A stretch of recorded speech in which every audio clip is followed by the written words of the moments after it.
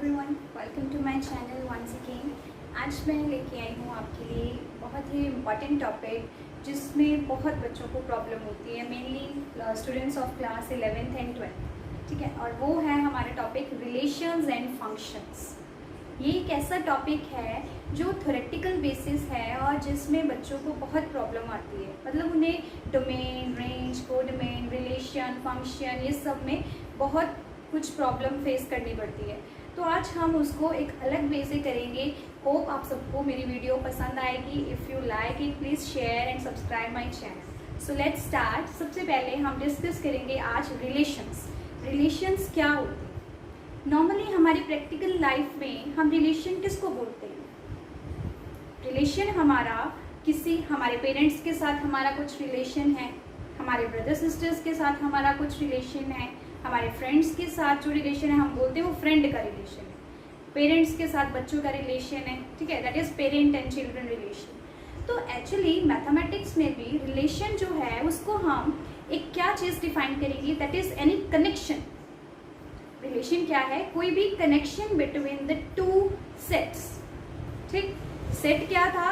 कोई भी collection of elements, किसी भी एलिमेंट्स की कलेक्शन को हम सेट बोलते थे जो वेल डिफाइंड थी, राइट। और ऐसे ही अगर हम सेट्स के एलिमेंट्स में अगर हमें कुछ ना कुछ कनेक्शन मिलता है, मतलब उनमें कोई ना कोई लिंक है, तो हम उस सेट को रिलेशन बोलते हैं, राइट। और इसको लिखते कैसे हैं कि अगर आर है हमारे पास और ये हमेशा हमारा ऑर्डर्ड पेयर, इसको बोलते हैं ऑर्डर्ड पेयर।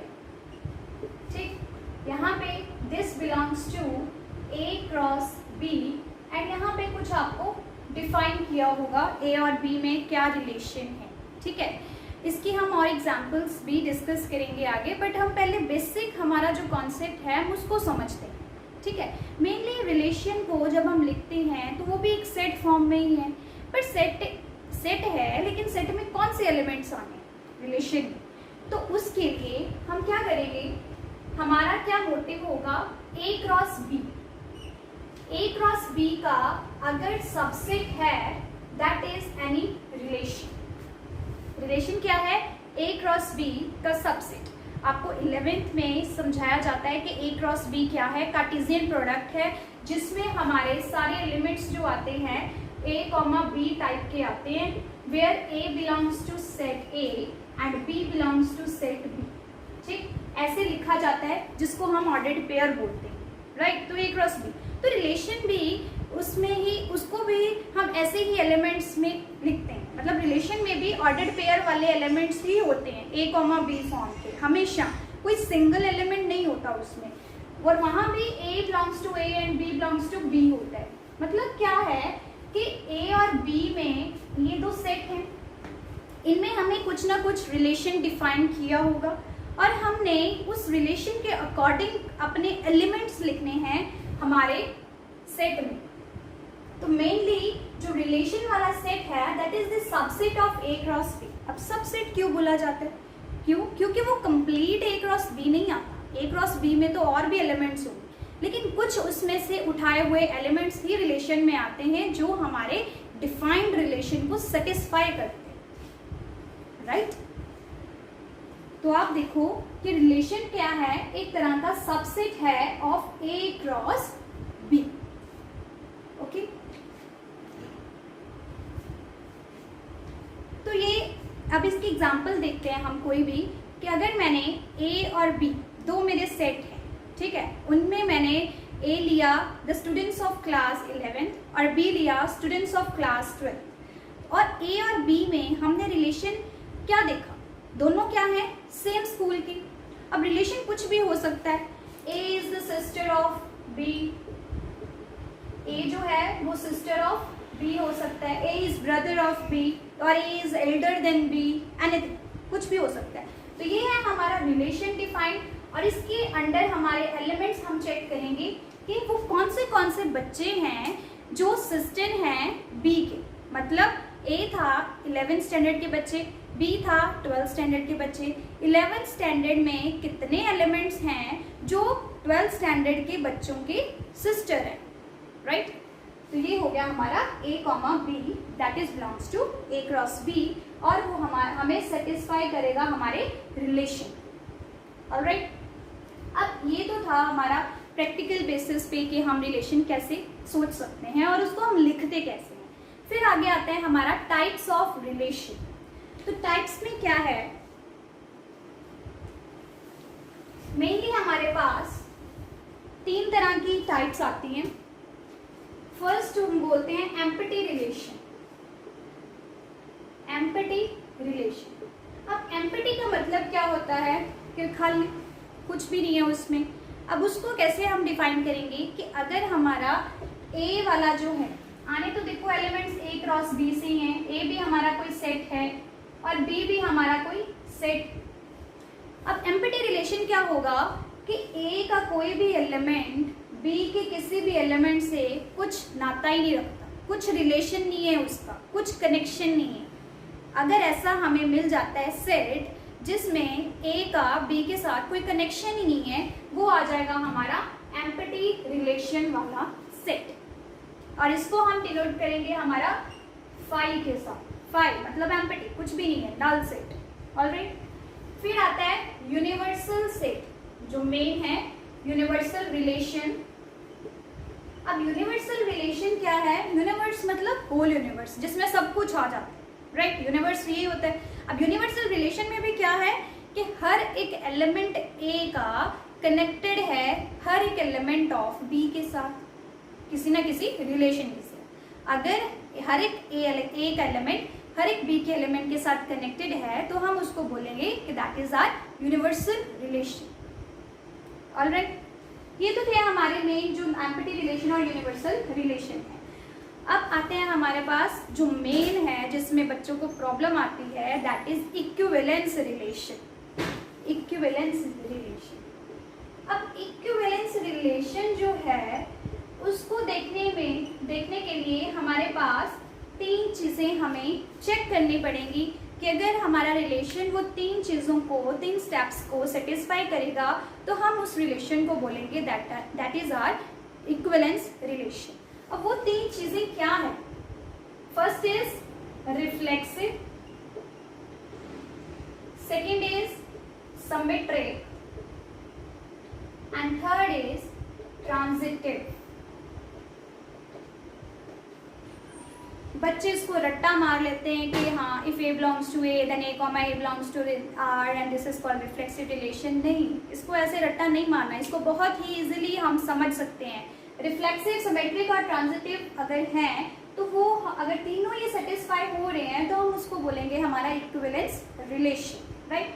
अब ये तीनों चीज है क्या, रिफ्लेक्सिव क्या होता है, रिफ्लेक्शन मतलब सेम कि अगर हमारे पास हर एक एलिमेंट ए का, सपोज ए, मतलब पहले तो हम लिखेंगे फॉर ऑल, ये साइन है फॉर ऑल का, for all A belongs to A. A का अगर ये ए एलिमेंट ए को बिलोंग करता है, हर एक ए का एलिमेंट जो है, then a comma a should belongs to r. मतलब कि अगर ए के हर एक एलिमेंट जो है अगर वो उसके साथ कंबाइन होके ये पेयर हमें इस आर में मिल जाएगा तो हमारा वो रिफ्लेक्सिव हो जाता है। एग्जाम्पल लेते हैं कुछ भी, सपोज हमारे पास, वेट अ मिनट,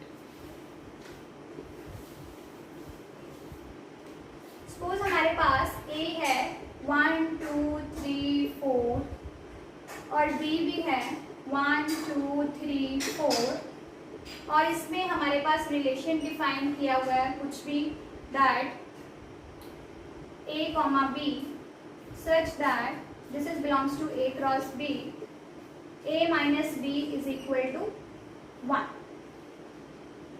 ठीक है, हम आगे एग्जाम्पल से मैं समझाऊंगी कि इसको लिखते कैसे हैं, आर की वैल्यूज कैसे लिखनी है, फिर कैसे चेक करते हैं। जस्ट फॉर रिफ्लेक्सिव समझने के लिए हम देखते हैं कि अगर ए का एलिमेंट, ए के एलिमेंट्स कौन से 1 2 3 4, मतलब 1 ले लेते हैं रेंडमली, अगर 1 ए को बिलोंग कर रहा है इसका मतलब 1 1 भी आर को बिलोंग करे। अगर 1,1 भी हमारा आर को बिलोंग कर रहा है तब हम बोलेंगे कि ये हमारा रिफ्लेक्सिव है। सिर्फ 1,1 ही नहीं, 2 भी, 2,2 भी बिलोंग करना चाहिए। 3 मतलब जितने भी एलिमेंट्स हैं ए के, सब के लिए अगर ये प्रॉपर्टी होल्ड कर रही है फिर हम उसको बोलेंगे कि वो रिफ्लेक्सिव है। ठीक है, अब यहाँ पे 1 2 3 4 1, अगर आपका इसमें एक भी बिलोंग नहीं करा ना, आपने 1 कंसिडर किया, 1,1 बिलोंग नहीं कर रहा हमारा रिलेशन को, इसका मतलब वो रिफ्लेक्सिव नहीं है। सिमेट्रिक ट्रांजिटिव चेक करने की जरूरत ही नहीं है, तो वो इक्विवेलेंस भी नहीं होगा। ठीक है, फर्स्ट स्टेप हमारा रिफ्लेक्सिव चेक करना है, उसमें आप एक एलिमेंट को ले सकते हो, एक एलिमेंट नहीं है तो कोई भी एलिमेंट नहीं होगा, दैट इज नॉट रिफ्लेक्सिव।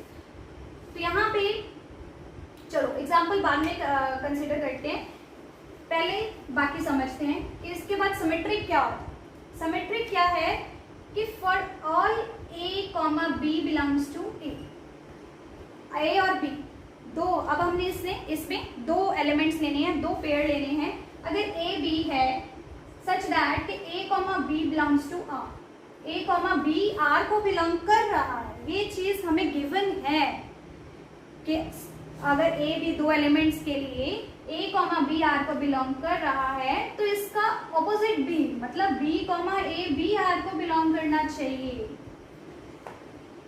ठीक है, इसको ऑल्टरनेट कर दें, ऑल्टर कर दें, फिर भी हमारा ये आर को बिलोंग करना चाहिए। अगर ये चीज होती है फिर उसको बोलते हैं सिमेट्रिक। ठीक है, सिमेट्रिक मतलब सिमेट्री हो कि उसको इधर उधर भी कर दें फिर भी वो सेम चीज रहे हमारे सेट में। ए कॉमा बी था, उसको बी कॉमा ए कर दिया, फिर भी वो हमारे रिलेशन को बिलोंग कर रहा है, तो हम उसको बोलेंगे दैट इज सिमेट्रिक। अब इसकी एग्जांपल लेते हैं कि अगर 1,2 हमें गिवन है, हमारा आर को बिलोंग कर रहा है, तो क्या 2,1 भी आर को बिलोंग कर रहा है? तो क्या 2,1 भी हमारा आर को बिलोंग करेगा? अगर कर रहा है तो ये सिमेट्रिक होगा, अगर नहीं कर रहा तो सिमेट्रिक नहीं होगा। इसके लिए हम अपना आर डिफाइन करेंगे, जिसको मैं बाद में एक्सप्लेन करूंगी कैसे लिखते हैं। ठीक, अभी के लिए सिर्फ इतना ही कि सिमेट्रिक क्या है। अगर ए कॉमा बी आर को बिलोंग कर रहा है तो बी कॉमा ए भी आर को बिलोंग करना चाहिए। फिर थर्ड आता है हमारा ट्रांजिटिव। ट्रांजिटिव में हम 3 एलिमेंट्स लेंगे हमारे, कि हर 3 एलिमेंट्स अगर ए को बिलोंग कर रहे हैं तो उसके लिए अगर ए कॉमा बी भी आर को बिलोंग कर रहा है, बी कॉमा सी भी आर को बिलोंग कर रहा है, दिस इज ऑल गिवन। ये हमें गिवन होगा कि ए कॉमा बी भी आर को बिलोंग कर रहा है, बी कॉमा सी भी आर को बिलोंग कर रहा है। If a comma c also belongs to r, अगर इसको और थर्ड एलिमेंट को कंसिडर कर लिया, अगर वो भी आर को बिलोंग कर रहा है तो हम उसको बोलेंगे ट्रांजिटिव रिलेशन। ट्रांजिटिव वाली वो प्रॉपर्टी होल्ड कर रहा है। ऑलराइट, अब इसके लिए एग्जांपल क्या ले सकते हैं हम, कि अगर हमारा 1,2 बिलोंग कर रहा है आर को, 2,3 भी बिलोंग कर रहा है आर को, तो 1,3 भी बिलोंग करना चाहिए आर को। 1 and 3 first and third element भी करना चाहिए, पेयर बना रहा होना चाहिए, फिर उसको बोलेंगे हम कि वो है हमारा ट्रांजिटिव रिलेशन। और इस तीनों को अगर जो सेटिस्फाई करेगा वो हो जाएगा हमारा इक्विवेलेंस रिलेशन। ठीक है, तो इक्विवेलेंस रिलेशन चेक करने के लिए हमें क्या चीज चेक करनी है? रिफ्लेक्सिव, सिमेट्रिक और ट्रांजिटिव। अगर रिफ्लेक्सिव ही नहीं है तो सिमेट्रिक ट्रांजिटिव चेक करने की जरूरत ही नहीं है, और रिफ्लेक्सिव है, सिमेट्रिक है, ट्रांजिटिव है तो इक्विवेलेंस रिलेशन होगा। ठीक है, फिर हम करते हैं इसके बाद कुछ एग्जाम्पल्स। हाँ जी, तो हमारे फर्स्ट जो एग्जाम्पल है ये हमारा एनसीईआरटी क्वेश्चन भी है, बहुत ही फर्स्ट क्वेश्चन, एक्सरसाइज 1.1 का क्वेश्चन 1, कि उसमें हमें गिवन है that a is equal to this. अब a गिवन है और रिलेशन जो है वो हमें इस तरीके से डिफाइन किया हुआ है कि 3x minus y is equal to 0। अब इसको देख के थोड़ा डर सा लगता है कि कैसे हम करेंगे, हमें तो पता ही नहीं कि r कैसे लिखते हैं, कैसे चेक करेंगे कि इक्विवेलेंस है या नहीं। बहुत सिंपल स्टेप्स हैं, बस उसको फॉलो करना है तो आपका बहुत अच्छे से हो जाएगा। अब देखो, अब यहाँ पे ध्यान रखना है कि मेनली बात हो रही है ए क्रॉस ए की, क्योंकि ए ही हमें गिवन है तो रिलेशन जो है वो सबसेट होगा हमारा ए क्रॉस ए का। ऑलराइट, अब देखो सबसे पहले हमें ये आर फाइंड करना है कि आर हमारा क्या है। आर में आने तो एलिमेंट सारे यही हैं, x कॉमा y वाले ऑर्डर्ड पेयर। अब x क्या है हमारे, वो भी a को बिलोंग कर रहा है, y क्या है वो भी a को बिलोंग कर रहा है, यही a है हमारा 1 to 14 एलिमेंट्स। तो हम इसको चेक कैसे करेंगे कि हमारा क्या वो एक एक एलिमेंट हम पुट करके चेक करेंगे कि कौन से एलिमेंट आ रहे हैं, थोड़ा लॉन्ग प्रोसेस है। नहीं, हम इसको क्या करेंगे, सबसे पहले 1 से शुरू हो जाओ, x इज इक्वल टू 1। अब यहाँ पे पुट करेंगे तो 3 into 1 minus y is equal to 0। This implies 3 minus y equal to 0। This implies 3 is equal to 1।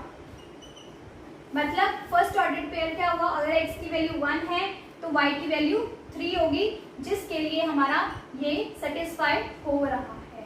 तो फर्स्ट पेयर हुआ हमारा 1,3। मैं इसको यहीं पे लिखती हूँ 1,3।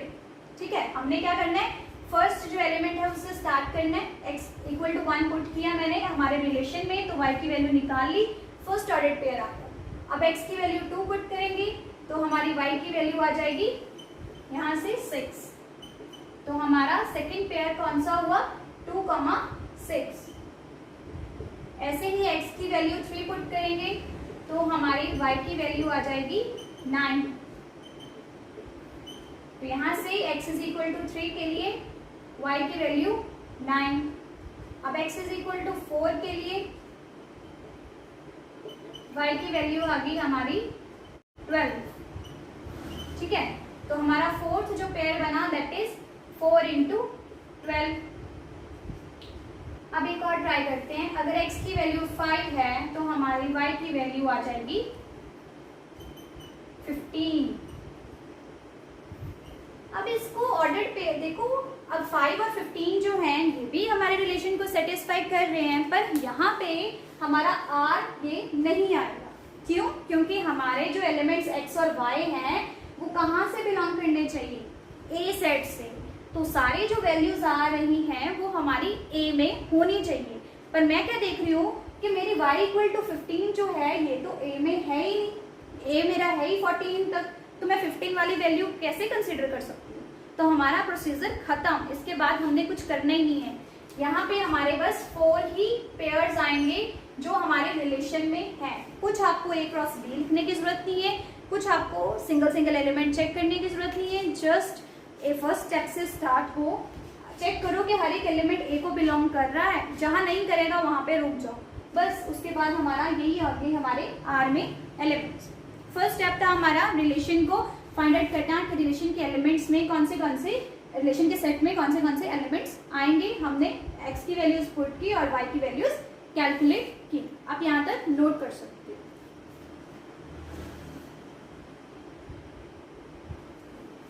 तो हमारे पास अब R आ गया। अब हमने चेक करना है कि ये रिफ्लेक्सिव है, सिमेट्रिक है और ट्रांजिटिव है। सबसे पहले रिफ्लेक्सिव चेक करते हैं, इक्विवेलेंस के लिए तीनों होना जरूरी है। सबसे पहले रिफ्लेक्सिव चेक करते हैं। रिफ्लेक्सिव में मैंने फर्स्ट एलिमेंट ही उठा लिया, 1 बिलोंग्स टू A। ठीक है, अब 1 A को बिलोंग कर रहा है। मैंने क्या चेक करना है कि 1,1 A को R को बिलोंग कर रहा है या नहीं कर रहा। अब R में एलिमेंट्स तो यही 4 हैं, अब इसमें 1,1 नहीं है तो हम लिख देंगे this does not belong to R। इसका मतलब नॉट रिफ्लेक्सिव। बस काम खत्म, बाकी कुछ चेक करने की जरूरत ही नहीं है। Second, symmetric. सिमेट्रिक में क्या था, मैं 2 एलिमेंट मुझे चाहिए A में से, मैं 1,2 लेती हूँ, 1,2 बिलोंग्स टू A। अब देखो, अगर आप सिंगल एलिमेंट कंसिडर कर रहे हो तो उसके लिए आपने ये साइन नहीं डालना, ये है फॉर ऑल के लिए। इसके लिए आप लिखोगे फॉर, जस्ट फॉर लिखोगे, for 1 belongs to A, for 1,2 belongs to A।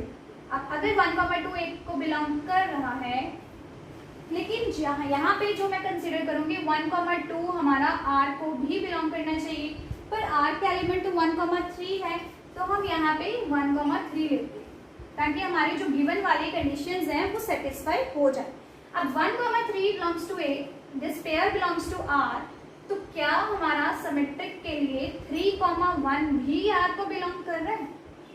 Symmetric में क्या था, उसको ऑल्टर कर देना है, तो क्या 3,1 हमारा बिलोंग कर रहा है R को, नहीं, 3,1 कहीं भी नहीं है, so this is not symmetric.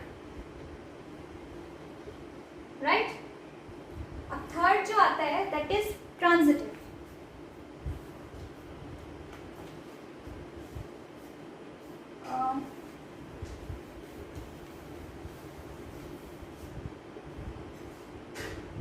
ये था हमारा ठीक है। अब ट्रांजिटिव में क्या है, तीन एलिमेंट्स मुझे ऐसे लेने हैं सच दैट कि वो बिलोंग करते हैं, मतलब b की वैल्यू उनमें सेम हो। मैं एक 1,3 लेती हूँ, एक 3,9 लेती हूँ, क्योंकि यहाँ पे b की वैल्यू सेम आ गई। तो 1,3 belongs to R, 3,9 belongs to R। तो चेक क्या करना है हमें ट्रांजिटिव के लिए, फर्स्ट और थर्ड एलिमेंट, मतलब 1,9 भी हमारा R को बिलोंग कर रहा है या नहीं? नहीं, 1,9 भी R को बिलोंग नहीं करता, तो इसका मतलब ये ट्रांजिटिव भी नहीं है, दिस इज नॉट ट्रांजिटिव। तो बस ना रिफ्लेक्सिव है, ना सिमेट्रिक है, ना ट्रांजिटिव है, तो इसका मतलब ये इक्विवेलेंस रिलेशन भी नहीं है। काम तो हमारा वहीं पे खत्म था जब हमने चेक किया कि रिफ्लेक्सिव है या नहीं है। नहीं था रिफ्लेक्सिव तो आगे चेक करने की जरूरत नहीं है, अगर पेपर में वो पूछते हैं कि इक्विवेलेंस रिलेशन है या नहीं है। यहाँ मैंने आपको ये बताना था कि कैसे हम सिमेट्रिक और ट्रांजिटिव भी शो कर सकते हैं, तो इसलिए मैंने ये सॉल्व किया। ठीक है, होप आपको समझ आई हो। बाकी की आप क्वेश्चंस ट्राई करना जो आपकी एनसीईआरटी में है। If you get any problem then I will be here to help you. Thank you for watching and please like and share my video. Thank you.